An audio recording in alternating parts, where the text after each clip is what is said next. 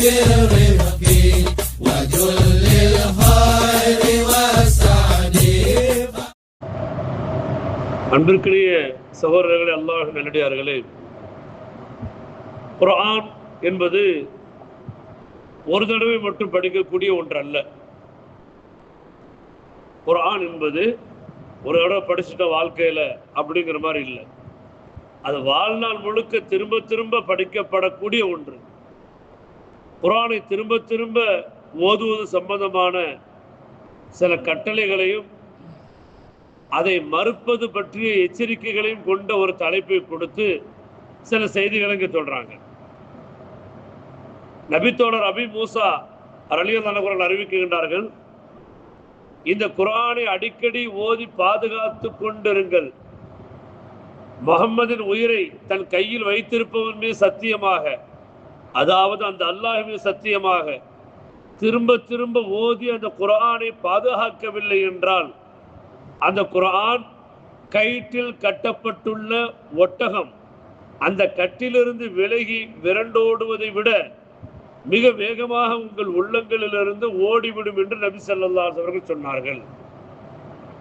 நபி ஸல்லல்லாஹு அலைஹி வஸல்லம் குர்ஆனை திரும்ப திரும்ப ஓதுங்க. உங்களுக்கு மனப்பாடமாகவே இருந்தாலும் கூட எது மனப்பாடமாக இருக்கோ அதையெல்லாம் கண்கொண்டு பார்த்து ஓதுங்க. அதை திரும்ப திரும்ப ஓதுங்க. நீங்கள் இது நமக்குத்தான் மனப்பாடமாக இருக்கிறது தானே அப்படின்னு சொல்லி நீண்ட நாள் அதை ஓதாம, அதை கண்கொண்டு பார்த்து திரும்ப திரும்ப ஓதாம நீங்க விட்டீங்கன்னு சொன்னா ஒட்டகத்தை போல அது கயிற்றில் கட்டப்பட்டிருக்கிற வரைக்கும் அந்த இடத்துல நிற்கும். அது கயிற்றை அவிழ்த்து விட்டு விட்டால் அது எப்படி தான் இஷ்டத்துக்கு ஓடுமோ விரண்டோடுமோ அது மாதிரி இந்த பாடமும் என்ன செஞ்சிடும், உங்களை விட்டு ஓடி போயிடும். நல்லா பாதுகாப்பானாக. குர்ஆனை ஓதி மறப்பது என்பது அது ஒரு வகையான பெரும் குற்றமாக எழுதப்பட்டுவிடும். அப்ப அதை விட்டு நாம் நம்மை பாதுகாத்து கொள்ள வேண்டும். அப்ப நபி ஸல்லல்லாஹு அலைஹி வஸல்லம் இந்த ஹதீஸ் புகாரி முஸ்லிம் பதிவு செய்யப்பட்டிருக்குது. நம்ம புதிதாக அடிக்கடி ஓதி மனனம் செய்வது சம்பந்தமாகவும் அப்படி மனனம் செய்ததை மறந்து விடுவதின் சம்பந்தமாக எச்சரிக்கையும் இந்த ஹதீஸில் சொல்லப்படுகிறது. அப்போ குர்ஆன்ங்கிறது ஒரு தடவை ஓதக்கூடிய விஷயம் அல்ல, திரும்ப திரும்ப ஓதுங்க. சூரத்துல் ஃபாத்திஹா நமக்கு மனப்பாடம் தான், ஆனால் அது கண்கொண்டு திரும்ப திரும்ப அந்த எழுத்துக்களை பார்த்து ஓதுங்க. சின்ன சின்ன சூறாக்கள் ஏற்கனவே மனப்பாடம் இருக்குதான், அதுக்காக அதை அப்படியே பார்க்காமலே விட்டுறாதீங்க. அதை கண்கொண்டு பார்த்து என்ன செய்யுங்க, திரும்ப திரும்ப ஓதுங்க. நம்மளுக்கே தெரியாம சில தவறுகள் சில பிழைகள் எல்லாம் அந்த ஓதுறதுல சில சமயங்கள் வருவதுண்டு. அதை பார்த்து ஓதுவதன் மூலமாகத்தான் அதை சரி செய்ய முடியுமே தவிர இல்லை என்றால் அதை பாதுகாக்க முடியாது. ஒட்டகம் அது உண்மையிலேயே ஒரு அபூர்வமான ஒரு ஆச்சரியமான ஒரு அல்லாஹ்வுடைய படைப்பு. அதனால அல்லாஹ் தஆலா குர்ஆன்ல ஒட்டகத்தை பற்றி சொல்லும் பொழுது அஃபலா யன்துரூன இலல் இப்லி கைஃப குலிகத், நீங்கள் நம்ம இந்த ஒட்டகத்தை நம்ம எப்படி படைச்சிருக்கிறோம் நீங்க பார்க்க வேண்டாமா? அல்லாஹ் கேட்குறான். ஒட்டகத்தை எப்படி படைச்சிருக்கிறோம் நீங்க பார்க்க வேண்டாமா அப்படின்னு அர்த்தம், நீங்க ஆய்வு செய்ய வேண்டாம்னு அர்த்தம். அதுல பல விஷயங்கள் இருக்குது, பல செய்திகள் இருக்குது. அப்ப அந்த ஒட்டகத்துக்கு ரசூலுல்லாஹி ஸல்லல்லாஹு அலைஹி வஸல்லம் உதாரணம் சொல்றாங்க. அந்த பார்க்கறதுக்கு தான் ரொம்ப ஒரு ஹைட்டா முரடா இருக்குமே தவிர அது ஒரு குழந்தை மாதிரி. அந்த ஒட்டகம் ஒரு குழந்தை அதனுடைய கயிறை பிடிச்சிட்டு நடந்தாலும் கூட அது பின்னாடியே வரத்தான் செய்யும். ஏன் ரசூலுல்லாஹ் குர்ஆனோடு ஒப்பிட்டு சொன்னாங்க அப்படிங்கிறதுக்கு பல விதமான யோசனைகள் நமக்கு வருகிறது. அப்போ ஒரு குழந்தை கூப்பிட்டாலும் கூட அந்த ஒட்டகம் பின்னாடியே வரும். அதை கட்டி போட்டு அவுத்து விட்டுட்டு யாரும் இல்லைன்னா அது பேசாம போயிடும், எங்கிட்டாக போயிடும். அது மாதிரிதான் ஒரு குர்ஆன் ஒரு சிறு குழந்தை ஓதினாலும் கூட ஆட்டோமேட்டிக்கா வந்து உள்ளத்துல வந்து உட்காந்துக்கணும். அதை பராமரிக்கலன்னு சொன்னா அது தானா வெளியே போயிட்டே இருக்கும். அப்ப அது மாதிரிதான் ஒட்டகத்தை போல அப்படிங்கிற அந்த வார்த்தை, ரசூலுல்லாஹ்வுடைய வார்த்தை நமக்கு மிகப்பெரிய ஒரு சிந்தனையை தூண்டுகிறது. நீங்க குர்ஆனை ஓதுங்க, ஈஸியா உங்ககிட்ட வந்து ஒட்டிக்கணும். குர்ஆனை ஓதுங்க, ஈஸியா உங்க உள்ளத்துக்குள்ள வந்து உட்காந்துக்கணும். நல்லா உங்களை விட்டு அவ்வளவு சீக்கிரம் போகாது. நம்ம அதை கண்காணிக்கும் வரை, நம்ம அதை பராமரிக்கும் வரை, நம்ம அதை பாதுகாக்கும் வரை அது நம்மகிட்ட இருந்துகிட்டே ஒட்டிக்கிட்டே இருக்கும். அப்படிப்பட்ட ஒரு ஸ்பெஷல் குர்ஆன்ல இருக்குது. ஆனா நம்ம அதை என்ன செய்யறோம், அதை கண்டுக்கிறது இல்லை, அதை பராமரிக்கிறது இல்லை. அது ஏதோ ஒரு பாரதூரமான ஒரு விஷயமாக நினைச்சு தனியா தூக்கி வச்சிருக்கிறோம். இல்லை, அதை கொஞ்சம் நெருங்கி பாருங்க, அதுகிட்ட கொஞ்சம் பழகி பாருங்க, அந்த குர்ஆனோட நீங்க கொஞ்சம் உறவு வச்சு பாருங்க. அது எவ்வளவு ஈஸியா உங்ககிட்ட வந்து உட்காருது மட்டும் பாருங்க.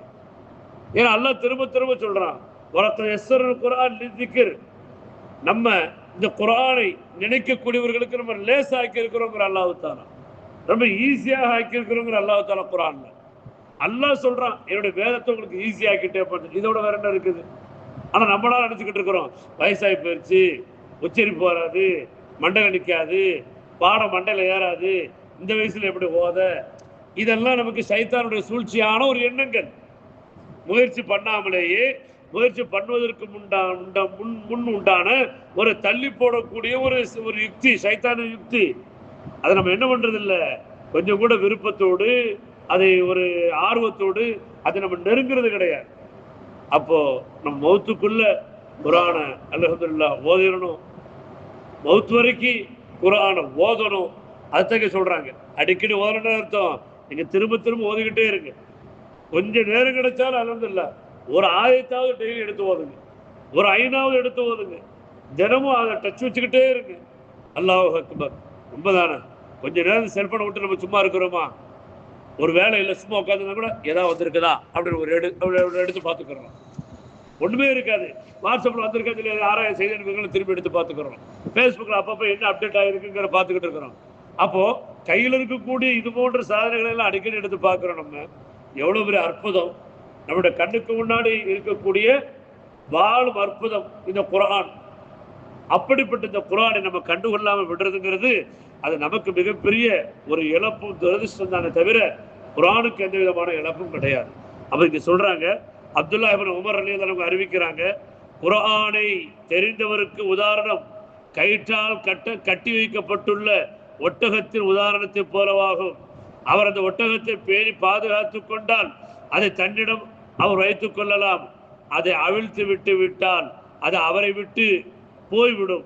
அதுபோன்ற குர்ஆன் அதை அடிக்கடி ஓதி வருவதன் மூலம் அதன் மனப்பாடத்தை பாதுகாக்க வேண்டும். இல்லை என்றால் அது அவரது உள்ளத்தை விட்டே போய்விடும். குர்ஆனை மனனம் செய்து பிறகு அதனை மறந்துவிட்ட குற்றத்திற்கு அவர் ஆளாக வேண்டி வரும் என்று நபிகள் பெருமானார் ஸல்லல்லாஹு அலைஹி அவர்கள் சொல்லி இந்த ஹதீஸ் புகாரி முஸ்லிமில் பதிவு செய்யப்பட்டிருக்கிறது. அல்லாஹ் நம்மை பாதுகாப்பானாக. குர்ஆனை நெருங்காமல் இருக்கும் குற்றத்திலிருந்து அல்லாஹ் பாதுகாப்பானாக. குர்ஆனை நெருங்கக்கூடிய ஒரு பாக்கியத்தை கொடுத்து அடிக்கடி ஓதக்கூடிய ஒரு மகத்துவத்தை, ஒரு சிறப்பை அல்லாஹ் நமக்கு உணர்த்துவானாக. அல்லாஹ் ரப்பல் ஆலமீன் எதை சொன்னோமோ அதை பின்பற்றி நடக்கக்கூடிய நன்மக்களாக மேன்மக்களாக